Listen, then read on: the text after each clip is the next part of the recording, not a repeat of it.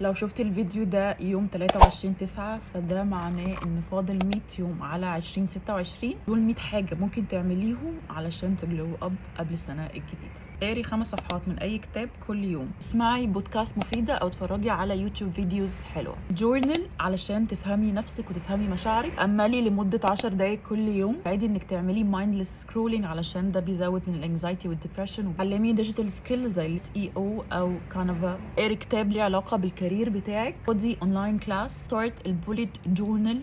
شيلي اي نيجاتيف اب انت مش بتستخدميه، غيري اي عاده توكسيك بعاده مفيده، اختاري كلمه للسنه، خططي لاهداف 2026، تريم الاندز بتاعت شعرك، اعملي هير ماسك مره في الاسبوع واويل ماسك مره برضو في الاسبوع، ليلي الحراره، استخدمي سبرايز تكون مفيده لشعرك، استخدمي ريتينول مرتين لثلاث مرات في الاسبوع، اعملي مايلد اكسفوليشن 3 مرات في الاسبوع، رطبي بشرتك كويس، استخدمي سان سكرين، جربي انك تعملي مايكرو نيدلينج او تجربي انك تعملي سكين بوستر، اعملي سكيلينج، نظفي فرش الميك اب بتاعتك، مرني 5 مرات في الاسبوع، انفست ان ليزر هير ريموفل، في حمام مغربي مره في الشهر، اشتغلي على البوستر بتاعك، دراي brush مره كل اسبوع، حاولي انك تلاقي الستايل بتاعك اللي يليق على جسمك، اقطعي خالص السكريات، حاولي تقللي الملح في اكلك، نامي من 7 ل 8 ساعات في اليوم، حاولي انك تمشي 10000 خطوه في اليوم، جربي lymphatic drainage مساج، خدي الفيتامينز بتاعتك، تعلمي البيزك بتاعت البريس ورك، حاولي تلاقي حاجات تبسطك واعمليها، ابعدي عن اي حد بيضايقك او اي مكان بيضايقك،